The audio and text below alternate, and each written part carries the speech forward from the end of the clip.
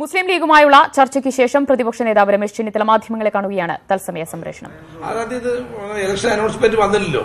ഞങ്ങളുടെ പ്രതീക്ഷ 7-ാം തീയതി അനൗൺസ്മെന്റ് വരുമെന്നായിരുന്നു. ഇലക്ഷൻ അനൗൺസ്മെന്റ് ഇതുവരെ വന്നില്ലല്ലോ. അതെ എത്രയോടെ ക്ഷമിക്കാതാലും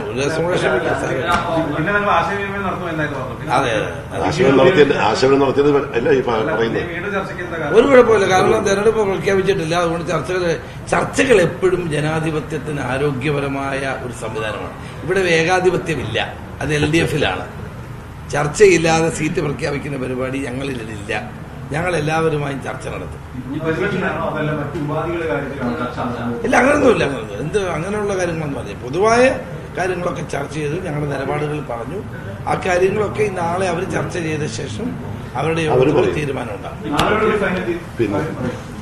പ്രതിപക്ഷ നേതാവ് രമേശ് ചെന്നിത്തല മാധ്യമങ്ങളെ കാണുകയായിരുന്നു. എല്ലാവരുമായും ചർച്ച നടത്തുമെന്നും ചർച്ച ചെയ്യുന്നത് ജനാധിപത്യത്തിന്റെ പൊതു സ്വഭാവമാണെന്നും LDF-നെ പോലെ ഏകാധിപത്യപരമായ തീരുമാനം കോൺഗ്രസ് കൈക്കൊള്ളാറില്ലെന്നും പ്രതിപക്ഷ നേതാവ് വ്യക്തമാക്കി.